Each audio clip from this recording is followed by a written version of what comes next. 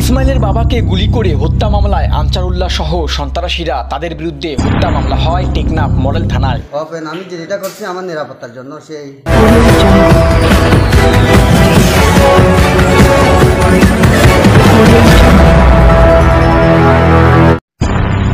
ইসমাইলের বাবাকে গুলি করে হত্যা মামলায় আনসারুল্লাহ সহ সন্ত্রাসীরা তাদের বিরুদ্ধে হত্যা মামলা হয় টেকনাফ মডেল থানায়।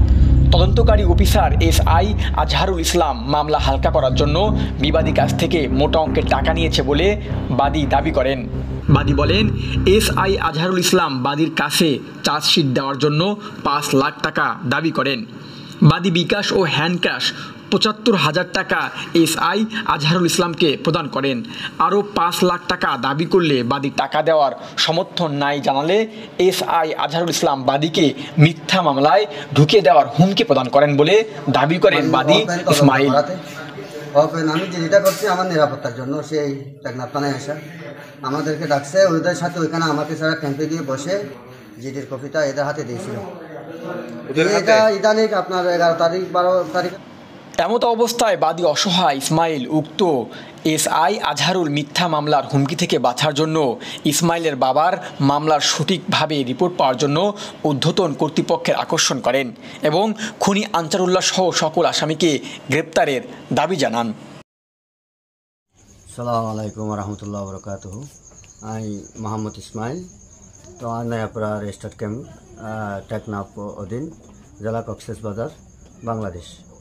তো 23 তারিখ 12 মাস 2023 সাল রাত অনুমান আপনার 10টার দিকে আমার বাবা যখন একটু অসুস্থ হয়ে পড়ে, তখন আমি আমার বাবারে নিয়ে হসপিটালে যাই।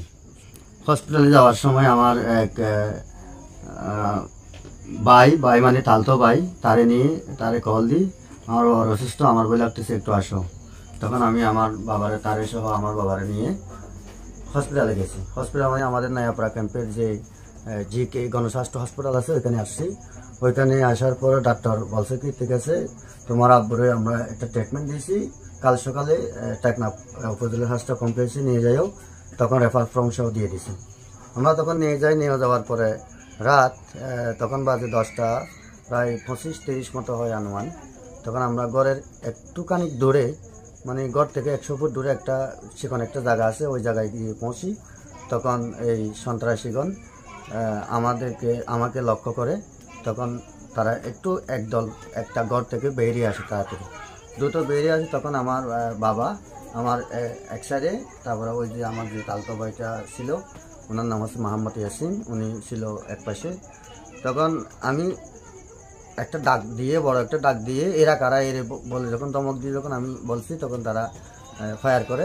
তখন উপস্থিত ছিল ইয়াতে আনসারুল্লাহ, তারপর সৈয়দুল্লাহ, একজন হচ্ছে আপনার আব্দুর রশিদ, আরেকজন হুসেন্না, একজন উমর ফারুক, তারও কয়েকজন লোক ছিল, সাথে একটা মহিলাও ছিল। কিন্তু মহিলাটা পাশের মহিলা, তো মহিলাটা বলছে যে ওনারা একেবারে মেরে ফেলো, এর একটা শব্দ দিছে। তারপরে ওই যে আনসারুল্লাহ গুলি করে। তারপরে আমরা যখন পড়ে যাই, সে মনে করছে আমি মরে গেছি, তো এই মনে করে তারা পালিয়ে গেছে। এরপরে মূলত ঘটনাস্থলে লোকজন তখন বের হয়। বের হওয়ার পরে ইয়া থেকে আমাকে আর আমার বাবাকে উদ্ধার করে তারা আবারও গণস্বাস্থ্য হাসপাতালে নিয়ে যায় আমার বাবার লাশ সহ।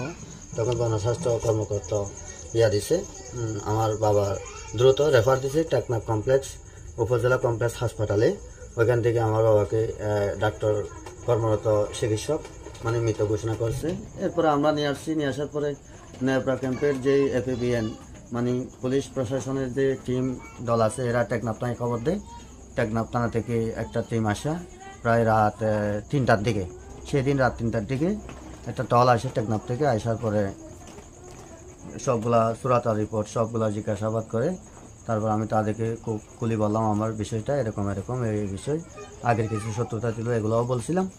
বলার পরে এরা চলে গেছে পোস্টমর্টমের জন্য রেডি। তো পোস্টমর্টমের জন্য কক্সবাজার মানে মর্গে পাঠানো হয় আমার বাবার লাশ।